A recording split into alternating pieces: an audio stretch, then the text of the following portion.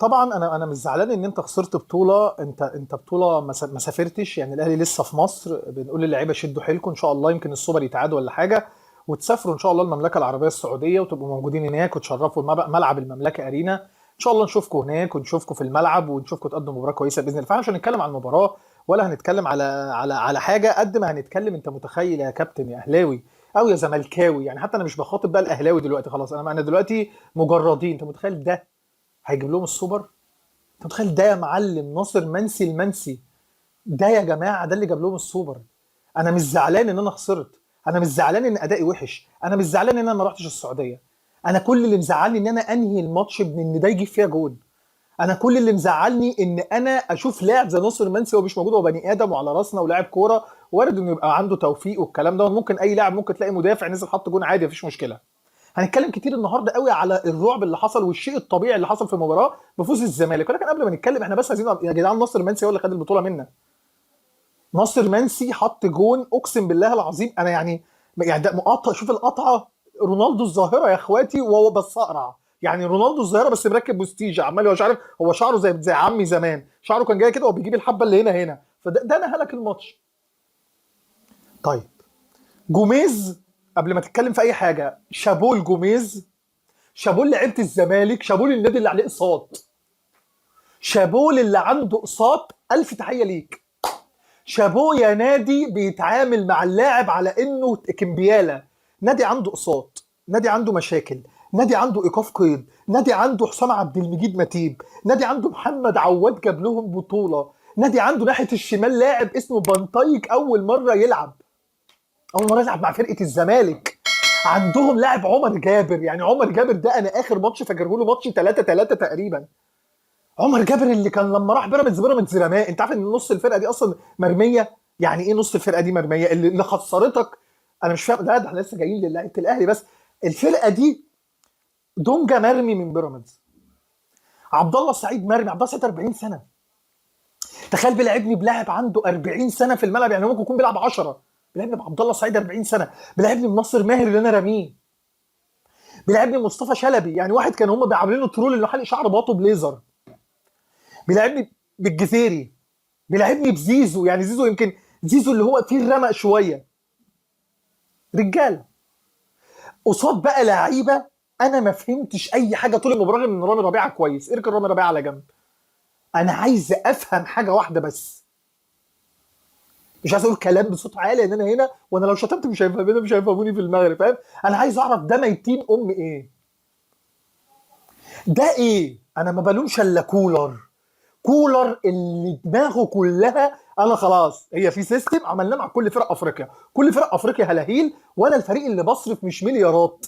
النادي الاهلي انا بسميه مثلا يعني نادي سويرس على نادي، هو نادي الفلوس، نادي الصرف، نادي الصفقات. اللي ما جبتوش صفقات وانتوا شايفين ان كده تمام بان العب ب 200 2 6، العب ب 2 6 يا جحدين. وقلنا لكم الناس قبل المباراه ولا هنكسب الزمالك سكور، على الورق كنت تكسب الفريق سكور، انما احنا شفنا الاهلي وقلتها لكم في الحلقه موجوده، قلت لكم ان من الورق اركنوا على جنب، لان الزمالك اخر 3 ماتشات لعبها لنا نهائي ولعبها لنا في الدوري هو افضل مننا، على الرغم من ان انا بكسبه. مش كل مره هتسلم معاك الجره يا معلم، مش كل مره يا معلم هتسلم معاك الجره وان انا اجيب جول وبرشط على انا اروح بقى ال 18. يلا احنا ايدي اصلا، احنا بنسجل درجه ايدي. حتى الواد ناصر منسي قال لهم يعني ايه دي، في ايه اصلا؟ رامي ربيعه سجل جون عمل كده، قلت يمكن مثلا بيحتفل ببنته الصغننه مثلا بيقول للجمهور انا هخلص الماتش ولازم اروح انام مش هقدر استلم الكاس. مثلا اللاعب الثاني عملها عمر كمال، سجل جون قال لهم والله العظيم معلش انا برضه انا الماتش هيخلص وهنجي نكسب الزمالك عادي بمنتهى السهوله، بدانا الخرا ده هنسجل هدف وهروح انام بس في الاوضه الثانيه جنب ربيعه، وهتفتكرني انام في نص الاوضه مع ربيعه هنام ده. فانا كنت خايف بقى ان مثلا اللاعب الثالث مثلا يسجل عطيه الله عطيه الله. انا مكسوف لان انا شايفك ان لاعب ده كلنا تمنيناك، انت مش موفق في ماتش. امال تتوفق لي امتى؟ لما تكون مش موفق في ماتش. قال لي اصل يا اسامه هو لسه ممكن يكون ما اندمجش وما اتسلكش ولسه ما انحمقش ولسه ما حزقش، فعشان يندمج يا اسامه له 4 ايام وبلياليهم شامله الفطار والغداء علشان يحيى عطيه الله يندمج مع الفرقه. بنتايك لسه نازل خد ناحيه الشمال، نجم المباراه عندهم بنتايك ده. بنتايك ده سيبك طبعا من الشوط الثاني اللي عملوه فينا. بنتايك عارف هم ليه لعبوا كده؟ والله العظيم اقول لك بامان، هم حسوا ان احنا كل مره انا احسن منك مش هتكسبني بقى، ده انت نادي رخم قوي، مش هتكسبني خلاص. هم حسوا كده، امنوا صدقوا، جوميز صدق خطته اللي هنتكلم عليها ده. مش هتكلم على خطط اصلا، انا عايز اتكلم على نيله. انا اصلا هتكلم على خطه الزمالك. انت فاكر ان انا هتكلم على الاهلي؟ هتكلم على اقول ايه؟ هتكلم على الاهلي اقول ايه؟ هقول على امام بقى عاشور نازل الكعب وتتقطع، عايز رقص رئيسه وتتقطع، فالجمهور شتمه. العب، قلنا لك وقلتها امبارح، بلاش فزلكه. عطيه الله في الجون بالكعب. ايه الثقه دي يا شباب؟ ليه؟ ليه؟ وبرضه نفس كل نرجع للتكتيك، لان التكتيك هو اللي خسرنا. انت نازل المباراه، انت ما فيش، انت مالكش لازمه، انا اسف. تلعب المباراه، حسين فين؟ مفيش. بيرسي تو والله على اللي جاب امك يا اخي، والله عشان تفهمني صح. فاهمه ازاي ده؟ شتي مرفقه عليك يا اخي. اقول لك ايه، نفسي توصل لك ان انا بهينك، نفسي توصل لك ان انت لعيب بضان. انا اسف معلش بقى يا جماعه، انت لعيب بجد. طالع عنده شويه شعر ولاد ما لهمش اي داعي، هم لا سوالف ولا دقن، هم حبه شعر طلعوا في النص تايهين، عارف فاهم؟ طلعوا من النص كده، احنا كنا تايهين فاحنا طالعين دلوقتي، عارف اللي هو فسفوسه طالعه له بس على ايد شعر. مفيش وطالع من التبديل. انا عايز موسيماني ناو. انا دلوقتي محتاج ارقص البافانا بافانا يا اخي. التاني على اللي جابك يا اخي، يا اخي الله ينعل على اللي لعبك كوره. ده كان في برايتون، تو على الدوري الانجليزي تما، من اول مانشستر لحد ويست بروميتش البيون لحد الشامبيون شيب. انا اشوف مين اللي شاف تاو. اصل تاو ده احنا برضه بالنسبه لنا في صن داونز كان كويس، ما تابعتوش في برايتون، فجالنا ايه ده؟ هي تاو بتاع صن داونز يا اخي. الله يخرب بيتك، الله يخرب بيتك، الله يخرب بيت اللي معاه لو دراعنا. كنا نجيب بالرمضان تاو. ممكن تمشي يا تاو تغور في داهيه عشان نفضي مكان مثلا لاجنبي. تاو والله العظيم انا مرتاح، ما تنزل تبقى مرتاح يرحمك، ما انت لازم تبقى مرتاح يا تاو. هو في راحه اكتر من كده؟ تلعب اساسي وحش حلو، بتلعب عمال تاخد فلوس وبطولات، فلازم تلعب. الله يخرب بيتك، اي حد بديه طاهر محمد طاهر اطالب بيه، اسلام طاهر اطالب بطاهر محمد طاهر انه يلعب على تاو. ليه؟ لان طاهر محمد طاهر عمالين يشتموا على الفاضيه وعلى المليانه. تاو ده عاجبك اللي بيلعب كل الماتشات اساسي؟ لاعب طاهر، لاعب رضا سليم، فين الوينجات؟ ما جبتوش صفقات. انا مش جاي اتخانق على صفقات، انا عايز افهم اللي جوميز عملوا فينا ايه. يلا قصقصوا الاهلاويه، بص اسلام لما بنخسر والزملكاويه هو ده اللي مستنينه. انتوا الاثنين اللي هم واخدين الموضوع كده تحت جزمتي، ما يشغلنيش حد. اللي هو بص اسلام احنا دلوقتي هيشتمنا اسلام ويحفل علينا عشان ما بحفلش على حد، بكلمك في واقع. فالزملكاوي بص اسلام العسل اللي انا مستنيه تحت شبشبي اي حد واخد الموضوع لجانب تاني مريض. جوميز اسمع يا دي الكوره. استنى انا ارفع لك الكاميرا كده عشان شعري من فوق، فاهم؟ شعري تحس انه بنطايق من فوق، شعري عامل زي شعر ناصر منسي في الكاميرا. ناصر منسي ناصر، انا مش زعلان. انت فاكر انا زعلان؟ اقسم بالله وقران الله اقسم بالله انا ما زعلان. عارف ليه؟ لان مش كل مره تسلم الجره، مش كل مره هلعب قدام الزمالك في نهائي القضيه وهو يكسبني وانا اكسب في الاخر بجون قفش. ايه فرحنا تمام. مش اللي بيقول لك ان الماتش ده هيعوض القضيه برضه، ده سيبه، ده ارميه على جنب، ده تحت شبشبنا بكره هنركبه عادي جدا مفيش مشكله. تعرف بنصحى الصبح بنحفل عليهم وهم كسبانين، ما اعرفش طبعا ذاته عملوا ايه. مهم، وعلى فكره نحترم منهم ناس ليه ما كانش عندهم النغمه زينا ان هم يكسبوا. المهم اسمع، ماتش بتاع الكاس اللي كسبوني في 2022 كانوا احسن وكسبوا، ماتش بتاع الدوري كانوا احسن وكسبوا. كل الماتشات بيتفوقوا عليك وبننزل تشكيلات غريبه قدامهم وحاجات غريبه. الماتش ده التشكيل ده الطبيعي اللي انت بتعرفه، بس مش طبيعي. هقول لك ليه بقى دلوقتي في حاجه معينه، ان انت مفتقد شخصيه نص الملعب، ما عندكش واحد بيتحرك. امام النهارده انا شايف باروكه بتجري، انا مش شايف الا شعره هو اللي بيجري. معلش لو امام جه من النصر قولوا لي، لسه عند حلاق ارجع له اشوف ماله وارمي له على وشه كلونيا وامسك له فتله، عشان انا مش شايف الا دماغ بتجري باروكه. تمام. جينا في ماتش حتى بتاع الكاس اللي كان في السعوديه كانوا احسن. مش احسن، اصل هو الزمالك مش احسن. يعني هنتكلم عن الشوط الاولاني، الزمالك مثلا الشوط الاولاني ما ضيعش مثلا 50 فرصه فانت احسن. في حاجات في الماتش تكتيكيه، انا اول مره اكلمك تكتيكيه اهو، في حاجات تكتيكيه. انا لسه جاي ياسر معلش ياسر حبيب قلبي والله العظيم بحبك جدا، بس انا مش اوراني بحب ده اكتر. هنتكلم على ياسر كان عطيه الله المهم خلاص، كفايه بقى اهلي حظ يا اهلي، كفايه ان انا ابقى احسن منك. انت نادي كبير، نادي بتصرف، انا عليا اقساط، انا متبهدل، انا راجل ضايع، انا بجيب صفقات يعني فاهم اللي هو بتشعبط عارف الزمالك ده، انا بتشعبط في رضا ربنا. انت المفتري يعني. الاهلي دون هو عارف عيسى الوزان، وبالنسبه له الزمالك احمد السقا الله يرحمه سيبنا عيش، لحد ما جه ناصر منسي زينه قام حط جون، قال له يلا بينا، خلاص حط فيها جون، خلاص مش هتكسب بقى تاني والحظ مش هيخدمك. جوميز بادئ شخصيه، بادئ بيعمل الصح، بيضغط على لعيبه الاهلي في كل مكان وكل مفاتيحه، ودي مفاتيح الاهلي لو اتضغطت كده. الاهلي ملوش منافس في افريقيا، بس لما منافس بيركز قدامه ويبتدي يضغط عليه بالشكل، ضغطوا على تاو، انت شفت دماغه عامله زي عم، خلاص ما فيش تاو. حسين الشحات ضغطوا عليه، ما فيش حسين الشحات. انت اصلا ما عندكش تكمله من نص الملعب. انت مين من نص الملعب كان هيضيف لك شكل هجومي؟ انت كويس انك سجلت جول من ضربه جزاء، وكويس ان هي اتحسبت ضربه جزاء، كويس انها اتحسبت ضربه جزاء وخليتك انت تتقدم احسن. ماما كان ناصر منسي يجيب جول فيقول لك دي ممكن، الحمد لله خلصت بلينات. في فريق مجتهد، فريق بيضغط صح، فريق محترم ونص الملعب ونازل بيبادرك ونازل بشخصيته اللي هي ايه؟ انا نازل مش هبقى هلهوله، انا نازل بلعب بهاجمك. وقلتها، هو لو لعب بدونجا ولعب بناصر ولعب بعبد الله دي هتبقى خطر عليه دفاعيا، لان دفاعه هيبقى سيء. لا انا كنت غلطان، النهارده لعيبه الزمالك كلهم يعتبر كويسين في الضغط، في تطليق، في خروج الكوره، في الكوره القصيره اللي بيلعبوها لبعض، بيعملوا كل حاجه على المرمى، بيحاولوا يسددوا على محمد الشناوي اكتر من كوره، اكتر من كوره بيحاولوا يسددوا على محمد الشناوي. الاطراف بتاعتهم بتعمل شغل ايجابي واضح هجومي. انا عندي محمد هاني اتصاب لي من اول دقيقه، نزل عمر كمال لم يضيف، اعطيت الله هجوميا لم يضيف. هجوميا انت عملت ايه؟ واحده واحده، انت عايز تكسب مباراه. اصل انا كتبت كومنت بين الشوطين في بيج النادي الاهلي لما قالوا الشوط الاولاني انتهى، فكتبت كومنت قلت لهم الاهلي سيء قوي، فجالي كومنت من بنت ليها كل الاحترام بتقول لي لا يا سامي، الماتشات اللي زي دي تكسب ولا تلعب. لما انت بنوته انا كنت زعلت، لا دي جمله بتضايقني، تكسب ولا تلعب. طب اديك لا لعبت ولا كسبت لا لعبت ولا كسبت، فكان لازم تلعب علشان تكسب. ما نسيتوش 1+1=2، خدمتني مره في القضيه، خدمتني الثانيه في نهائي الكاس، خلاص خلاص مش هتفضل بقى. خدمتني في ماتش الترجي طريقه كولر، انا راجل بسجل هدف يلا ينعل ام الكوره، تستمتع. المتعه على عند طنط محاسن. محاسن مين؟ اوعى تفتكرها ام جوميز، السيرك محاسن الحلو، تا تا را را را. لا لا لا، وتتفرج على الفقرات دي هتسقف وانت دافع ال 35 جنيه زمان في السيرك وانت زي الفل. الزمالك قدم كوره، الزمالك واخد بلع منك نص الملعب رغم انه بيلعب سته، بس كل اللعيبه اللي كانت بتيجي من الاطراف تقطم على نص الملعب، اللعيبه بتاعتك الونجات كلها متطرفه لازقين في الخط، تحس ان حد رماهم بكله، لازقين، ده واحد لازق على الخط هنا مش عارف ينزل يستلم، واللي بيستلم بتطول منه. اخطاء في نص الملعب كتير من اكرم توفيق، واحده من اسوأ ماتشات اكرم توفيق. كل اللعيبه كانوا سيئين، مفيش الا رامي ربيعه اللي كان كويس الشوط الاولاني، الشوط الثاني مضغوط، الشوط الثاني انت سيء. انا حتى مش عارف، انا يعني شوف كل ده لسه ما بداتش في الماتش. المهم نبدا. طبعا مساحات في كل مساحات في الماتش بادئ فري، ماتش بادئ كل فريق بيحاول يهاجم.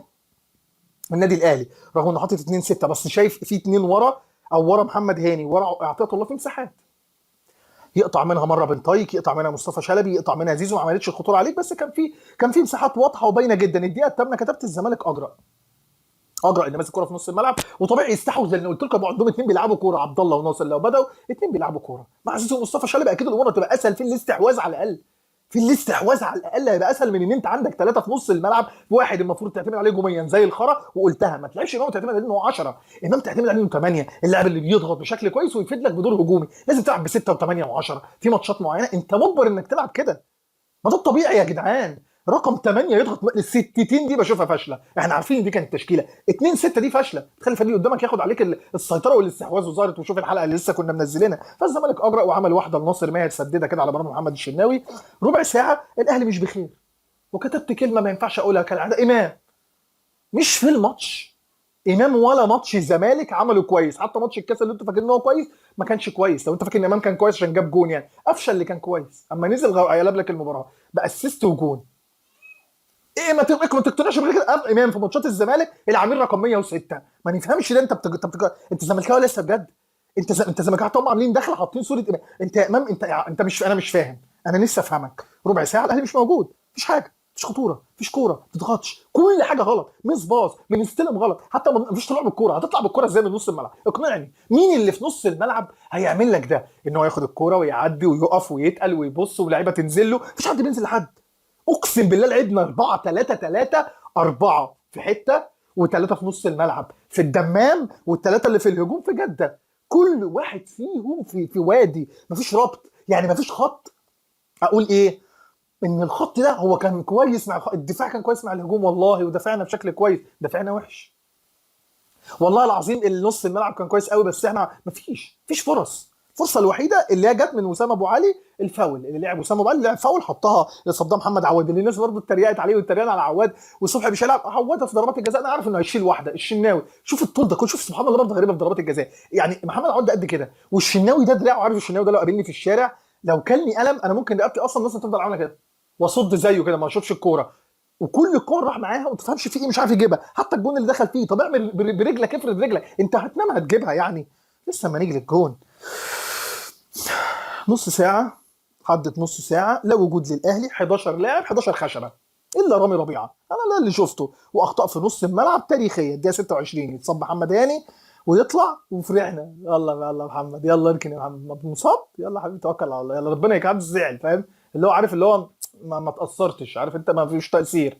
نزل عمر كمان الدقيقه 35، عدت 35 دقيقه، الزمالك ضاغط، الزمالك عنده الشكل الامامي ممتاز، الزمالك عنده لعيبه هي مركزه، والتشكيل بتاعه حتى لو كان بيلعب باي حد فيه، في اوقات كده الروح بتبقى باينه ان الفريق ده يستحق يكسبك، ده الحقيقه. غير كده انت بتكذب على نفسك. الزمالك هيجي الماتش اللي جاي ممكن يتغلب، ممكن اول ماتش الزمالك في الكونفدراليه خسر مثلا 2-0 على ملعبه او بره ملعبه، هو ده الزمالك. انما هو الماتش ده لازم تحترم جزء، لازم تحترم اللعيبه بالظروف اللي النادي النجز يعني النادي ده فيها، لازم تحترم الناس دي. اكرم اسوأ لاعب في المباراه، اسوأ لاعب في المباراه. رابعه كان كويس، وطبعا لبس انذار بسبب غلطه كان عاملها في نص الملعب بسببه. الدقيقه 36 كرة طبعا ضربة جزاء، الدقيقة 36 ضربة جزاء، وكالعادة الزمالك ينسحب وعرف يضغط على الحكم، لأن كل الفاولات اللي كان في فاولات الحكم ما بيحسبهاش، وفي كرة لدونجا هيقول لك عليها. وطبعا انت عارف كمان في حاجة ريحتنا دماغنا، كنا كسبنا هدف وسام كانوا هيصيحوا طبعا، بس هو كان يقول لك ايه؟ ما هي ضربة جزاء، كلهم قالوا ضربة جزاء، بس احنا لينا كرة في دونجا، بس احنا الحكم ظلمنا في كده، كانش هيفرق معانا، بس فاهم هم مش هتسمع بقى دلوقتي الحاجات دي، اهو ده دماغهم مش هتسمع، هتشوف مرضهم، انت لسه ما شفتش حاجة، انت ممكن تكون او لو لمحت حبة هتشوف مرضهم اللي اكيد هنتكلم عليه بكره. الدقيقة 36 ضربة جزاء، الدقيقة 44 تتلعب ضربة الجزاء، يدخل اسامه ابو علي يسجل منها هدف. الزمالك طبعا قاعد عايز يطلع خلاص، عايز يروح، نادي تافه ونادي وضيع، انتوا كده عارفين الموضوع ده، كده كده خد بطولة ما خدش بطولة، ضربات الجزاء هم احسن، قطعونا امام هيشتموه هيشتموني هيشتموا حد، كده عارفين ان هم وضيع وعايز يعمل صورة سيئة، ودايما يلا بينا نطلع، اسهل حاجة عندهم.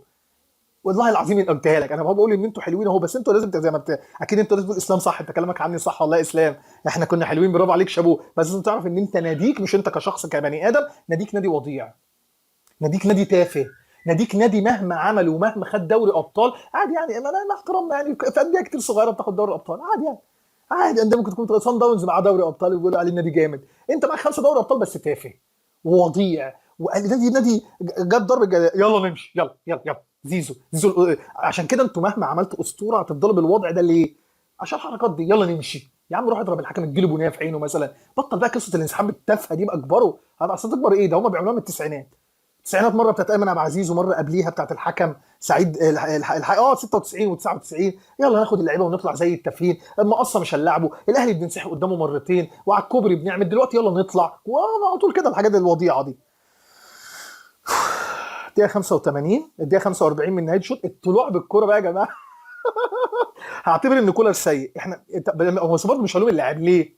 اولا هلوم اتنين، انك مش جايب لعيب في نص الملعب، غير ان انت معتمد على قفشه، ان انت مثلا اي واحد يقول لك نص الملعب سيء نزل قفشه، لا انت لازم تجيب مجموعه من الصفقات، خلاص بقى وقفوا البطوله اللي انتوا بتعملوها، انا اسف بقى، انت محتاج نص ملعب، كره الاهلي لازم تعود، الكره ان انا اسجل جون وافضل مدافع، ماتش الترجي، ماتشات زمالك، ماتشات ان انا كل ما اجيب جون يلا يا رجاله يلا يا رجاله، كولر بيحب ايه؟ ان احنا ندافع، احنا لو بندافع عن شرف الامه مش هندافع بالشكل ده، وبندافع وحش، انت ما عندكش منعم، ما عندكش خلاص منعم، ما عندكش حد اللي بيقف بالثقه وعنده الثقه، اهو اديك شفت النهارده وضحت ان معلول يعني على الاقل ما كانش هيعمل الحته دي، بس ده علوم الدفاعين سيء كمان يعني. ياسر ابراهيم بقى، ما نيجي بس للجون، انتهى الشوط الاولاني تقدم النادي الاهلي 1-0 في شوط سيء للاهلي ما يستحقش اصلا انه يتقدم فيه. ربع ساعه الزمالك نزل ضاغط، وزيزو كان عمال يسدد وبيحاول على المرمى اكتر من كل لاعب، مش لاكي اللي نزل، هو كله بيحاول يسدد على المرمى، ما عارفين اللي واقف في الجون تمامه ايه. الدقيقه 65 ينزل قفشه وينزل طاهر بدل تو وبدل امام، منطقي، اتنين ما لهمش لازمه وبقيه الفرقه كلها مالهاش لازمه، بس دول اكتر اتنين ما لهمش لازمه، انا معتمد عليكم يعني مش ناقصه خرا، انا من دلوقتي هشوف قدامي امام وتاو، واحد محترف ب 55,000 مليون دولار، وامام عاشور الحراق اللي تعب الزمالك اللي خزوقناهم، اللي لسه امام لحد دلوقتي بنحاول نشد اللي احنا عملناه فيهم من القطنيه، فين دول؟ مش موجودين.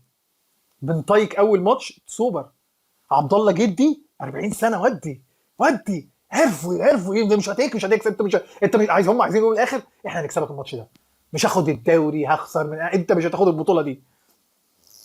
ينزل قفشه وينزل طاهر، دقيقه 75 نص ساعه عدت، مروان كان كويس في حته الضغط لمده تلت ساعه ولا حاجه، بس كل الفرقه كانت سيئه. دقيقه 75 غامر جوميز نزل ناصر، خلاص غامر برافو عليه، برتغاليين اللي عندهم جنون في اللعبه، نزل اتنين فراوده، عمر فرج ما شفتوش. ناصر منسي نزل اول هجمه عطيه الله، تيجي بقى الكره عطيه الله دي بقى ايه 76 كره مع عطيه الله، طلعها اوت، لف وطلعها، طلعها ركنيه، رجعها لاي حد، المهم ان ما لعبش كره بظهري لظهري وانا مش شايف الكره معايا بلف، قام عاملها بكعبه.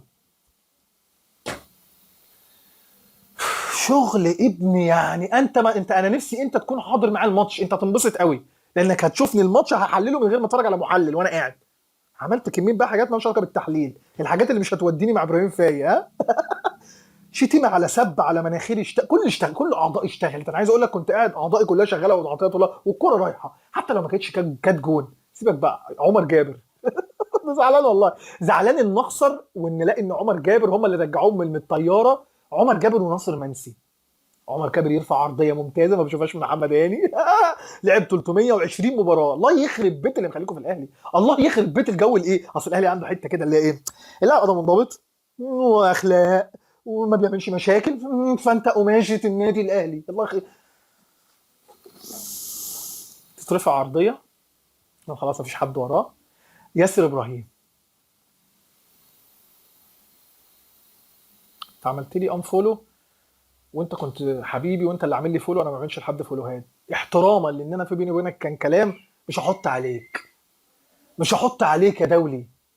لاعب داري بقى خلاص، لاعب داري. ادم ربيعه ماشي توب، شوف من داري عنده ايه. هو بعد منعم اكيد ما عادش عاضي، منعم ترجع تاني شكل دفاعك اللي عادي يدخل فيه جون باي طريقه. ياسر هتلاقيه الماتش اللي جاي قعد ماتشين رجوله، لكن ماتش زي ده بطوله خسرته. قطع ناصر منسي. والله انا مش مداني خسرت ناصر منسي، يعني ناصر منسي يفضل في بالي. يعني عارف لو الزمالكاوي عايز يضايقني ما يقوليش بقى الجزيري احسن تسعه في مصر قديمه، قول لي ناصر منسي اللي جاب لنا السوبر. بس دي كفايه عندي ان انا ابص لها كده. بجد والله ناصر منسي جاب لك بيت جديد، وقطع القطعه دي بتاعت رونالدو الظاهره، بتاعت كريستيانو رونالدو ورونالدو الفيلومينونو، رونالدو الفيلومينينسو الظاهره، يقطع الفينومينو ويقطع رونالدو. ده بتاعت ميسي. يلا دي حاجات سواريز، دي حاجات فان نيستلروي، ناصر روي. ناصر روي وقوم قاطع يحطها فين؟ ياسر طبعا خلاص بالهنا والشفا، تقيل غصب عنه مش بايده الوزن، يحطها في محمد الشناوي. الشناوي طبعا يعني عشان الكوره بتتشاط له اصلا من 50 متر تيجي جون، فتخيل الكوره قدام الجون مش هتيجي. لا يسال محمد الشناوي، انت بتهزر؟ لا يسال. يا ابني حرام ده، الله يعينه، الله يعينه. واقف خايف ومرتبك وباين على وشه. اللي بيفهم كوره، المرقع كوره، اللي لعب في رمله، لو لعبت كوره في رمله مش في النجيل الاخضر الجديد الترتان ده هتفهم انا بقول لك ايه. محمد الشناوي واقف طول الماتش خايف.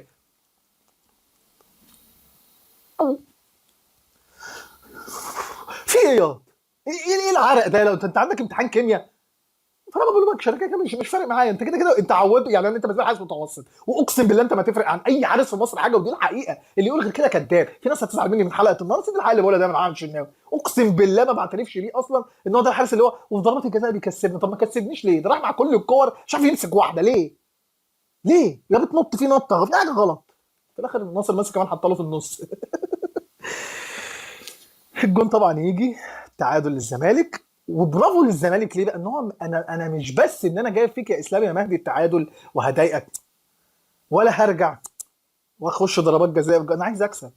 وفضل يلعب على المرمى، وفضل يحاول، ويخطف الكوره، ولا انت عارف تطلع. حتى الاهلي كان زمان اما بتجيب فيه جون بتستفزه، كان الزملكاويه يقولوا كده دايما واحنا عارفين ده. الاهلي لما بيجي فيه جون، ابويا كان بيقولها لي، الاهلي لما بيجي فيه جون بيستفز. مفيش يستفز، كان يستبز او يستفندي، مفيش اي حاجه ما استفزش يعني باللغه العربيه، لم يستفز. الزمالك ضاغط، الزمالك احسن، الزمالك نص ملعبه اقوى، الزمالك ما تحسش اللي هو الشوط الثاني بصفه خاصه ما تحسش مين نجم. يعني زيزو كويس بتحركاته وانطلاقاته وانه بيعدي من واحد واثنين زي الحلاوه، ياخدك يمين هيجري بيك، ياخدك شمال هيجري بيك.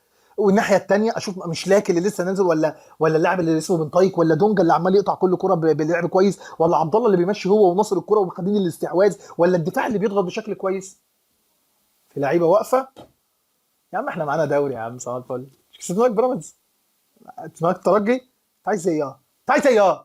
بخسر السوبر تاني بعد 30 سنه. هقابل النادي ده امتى بعد 30 سنه تاني؟ انسى ان الاهلي والزمالك ياخدوا السنه واحده دي، ما بتحصلش الا كل 30 سنه، وان انا لاعب الزمالك في افريقيا مش هتحصل. تعادل للزمالك والزمالك كان افضل. دقيقه 83 ينزل رضا سليم وينزل كوكا، وبرضه في يعني كوكا انت عايز ايه اصلا؟ انت عايز ايه الماتش؟ يا امشي الماتش وخلاص وانتهي الماتش. تعادل 1-1. نيجي ضربات الجزاء، رامي يسجل، السعيد يرد، عمر كمال يسجل، المسلوسي يرد، عطيه الله يضيع. انت دولي يا اسطى وكاس عالم، انا هفشخكوا لسه في تقييم اللعيبه، انت دولي في كاس عالم ما تخلينيش اقسى عليك يا راجل. يضيع ناصر منسي. والله كل ما بتيجي نسبة ناصر منسي، انا ليه حظي مع النادي ده كده؟ يعني هم عندهم مصطفى فتحي لما سعد بقى نجم، طبعا دول بالشبشب بعد كده. ايمن ليه حفني جاب جون ورقص ترقيصه ولبس كوبري بقى نجم.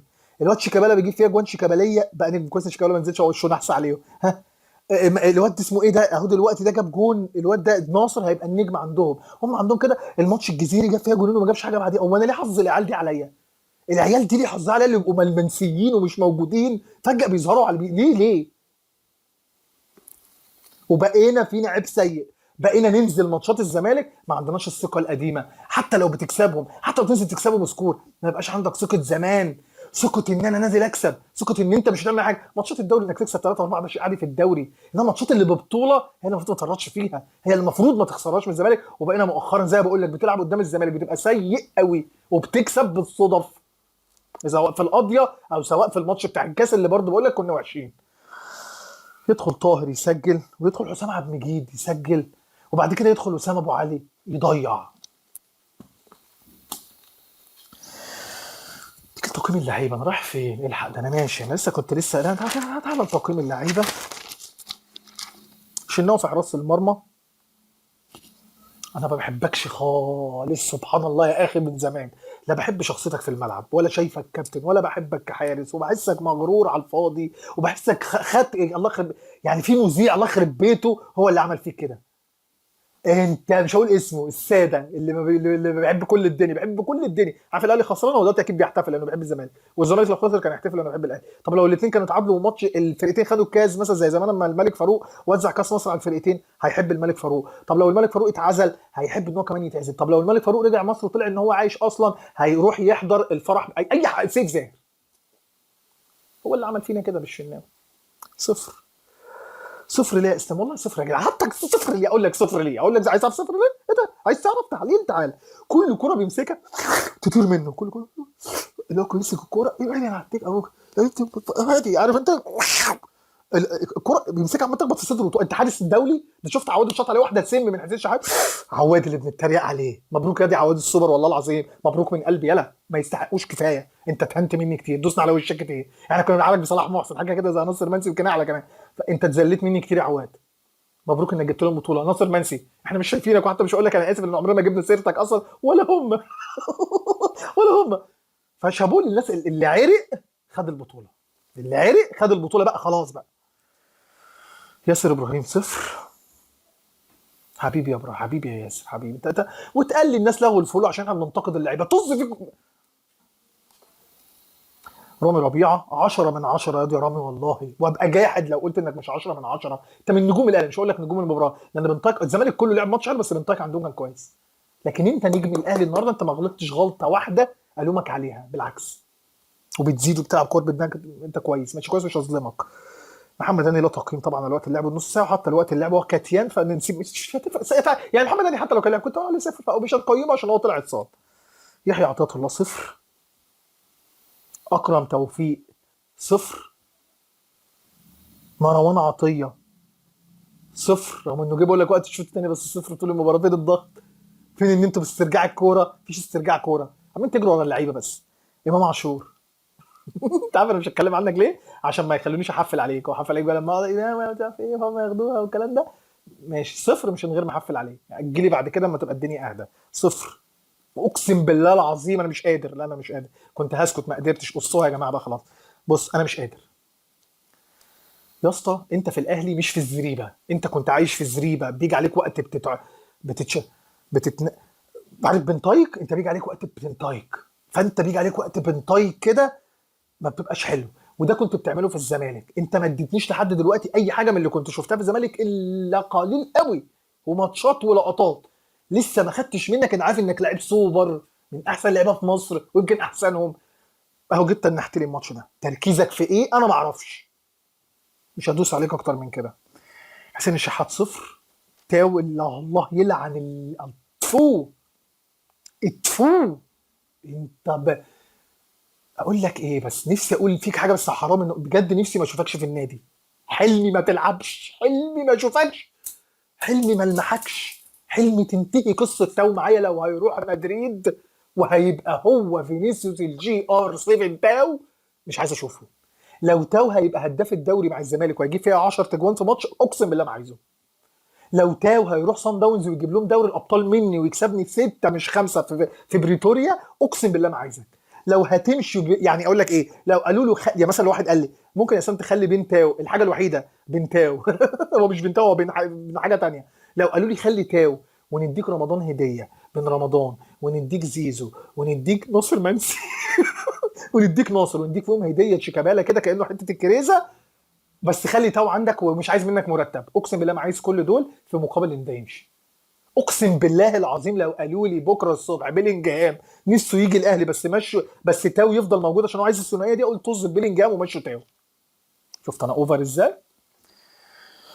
اسامه ابو علي صفر، القلم اترمى طز. اسامه ابو علي صفر، قفشه صفر، طاهر صفر، كوكا ورضا سليم اصفار. فاز من يستحق، فاز الافضل. اللي بيعمله كولر ان انا كل مباراه اسجل وادافع مش صح. النادي الاهلي في امس الحاجه، في امس الحاجه انك لسه برضه محتاج باك ليفت. شوف انت جبت واحد، لسه محتاج باك ليفت قوي، لسه محتاج باك رايت ليفت. مش خلاص عطيته الله عشان ما اجيش عليه هنعتبر ان المباراه دي مباراه استثنائيه وحشه بالنسبه له. انت ناحيه اليمين ما عندكش الا هاني، ونزلت عمر كمال حسيته ان هو برده مش ما فادكش قوي هجوميا. عندك نص ملعب اقسم بالله ما ينفع، ولا دي شخصيه الاهلي ان انا افضل العب ب 2 6. الزمالك بقى يفرض شخصيته عليا بسبب كده.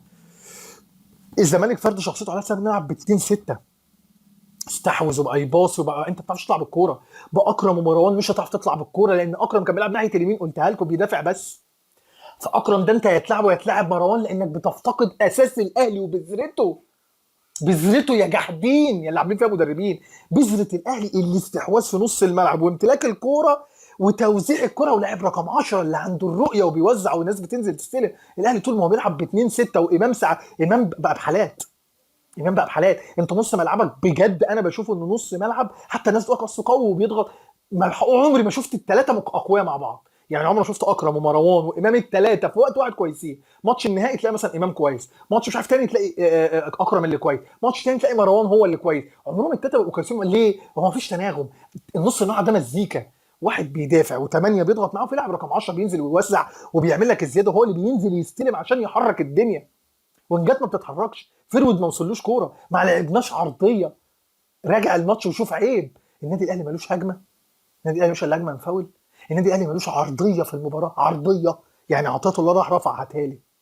الناحيه الثانيه مثلا عمر كمال او حد راح رفع عرضيه مثلا الا واحد اخدها عمر كمال بشماله في الدقيقه 90. كفايه عليكم كده.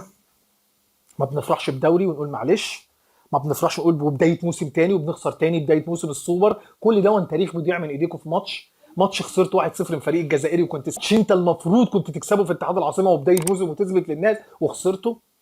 ماتش الزمالك وادي خسرته وبادئ موسم بخساره. هتيجي تاخد لي افريقيا وهتيجي تاخد لي الدوري، والله العظيم مش كل مره هتسلم الجره. وبدايه الموسم اهي لو الاهلي فضل يلعب ب 2 6 اقسم بالله العظيم في فرقه هتتجرأ علينا وهتبقى اقوى مننا، ومش هناخد افريقيا ولا هنكسب الدوري. لو فضلنا نلعب انت في ماتشات بتكسبها 4 وتقول طب ما انا هجومي كويس اهو، اقسم بالله العظيم عشان انت بتلعب فرقه هلاهيل. الفرقه اللي ركزت قدامك دي، وخلي بالك الزمالك ده اصلا فرقه من المفروض فرقه ضايعه، انه ركز قدامك وعرف نقط وعرف ان 2 6 دي مش هتاكل عيش. وساعات اللعيبه كده قلت لكم امبارح بتتنح، كله متنح النهارده، كله متنح النهارده. مفيش واحد في الفورمه الا رامي ربيعه، مدرب واقف متنح، محدش بيتكلم على الخط. مش عايزين نعيد الكلام اللي لما الاهلي بيتغلب، لكن هتندموا ان ما جبتوش صفقات، هتندموا لو فضلنا نلعب ب 2 6، هتندموا ان انا ما عنديش الا باك يمين واحد بس، ودلوقتي بقى عمر كمال هو اللي هيكمل وهيتصاب عمر كمال، هاني ما نعرفش ايه نظامه، هيتصاب كمان عمر كمال. ولازم تجيب باك رايت، خلاص باك رايت موس، باك رايت بجد حقيقي، باك رايت بيروح ويرفع ويعمل واجباته الدفاعيه. دور انت خلاص جبنا بقى باك شمال، لازم يبقى في حد بديل لعطيه الله، لان احنا ما نعرفش نصير علي معلول. اقسم بالله انتوا في يناير هتجروا ورا بعض عشان تجيبوا صفقات، لان انا بقول لكم الشكل ده قلت لكم في ماتشين جورماهيا واحنا بنكسب بطوله افريقيا، قلتها لكم قلت لكم احنا مش حلوين ومستوانا في الماتشين وحش، والله العظيم احنا ما حلوين كوره، احنا عشان افريقيا ما فيهاش منافس. لو في حد يبتدي يواجهنا ويركز معانا ويبتدي يضغط علينا ويبتدوا ما يخافوش من شعار الاهلي، الاهلي لازم يفوق ولازم لعيبته تتقرص. وكويس ان هم اتقرصوا دلوقتي، وانك بتخسر من الزمالك تاني، استحمل اللي هيعملوه فيك، هناخد لك حقك متبجح، مع ان انا المفروض يعني ابعد عنهم الايام دي، بس هم هنشوف لو عملوا معاك لقطه ضايقتك، لان عارف ان هم ايه، هم هيهيجوا دلوقتي، هم دلوقتي في حاله هياج. أنا لسه ما شفتش ابو صار بعد الماتش. لينا رد، وانت عارف كده كده بيكسبوا بيخسروا، حلوين وحشين، احنا كده كده بنحط عليهم. مش عايز اقول درس، لكن انتوا تستاهلوا ان انتوا تخسروا، واول مره. انا مش زعلان ان احنا خسرنا، انا زعلان ان ده يبقى شكلنا، لان ده مش شكل فريق مرعب زي ما الناس كانت قبل الماتش بتقول كده. مش قادر اقول هارد لك، حتى ان المستوى ده، حتى اللي هو تقول عليه احسن ان انتوا خسرتوا، تستاهلوا انتوا كلعيبه. الجمهور اللي زحف وراكم ما يستحقش، الناس اللي راحت وراكم ما تستحقش. الدخله عاملين حتى دخله واحده، انا مش عايز اتكلم عشان ده اصلا ندخل في مشاكل مع ناس تانية. شفت جمهور الزمالك عامل دخلتين، انا في واحده بتاعت امام عاشور بس عامل دخله، بعدين عمل دخله تانية الاهرامات، معرفش انتوا باي باي، يلا هارد لك، سلام عليكم.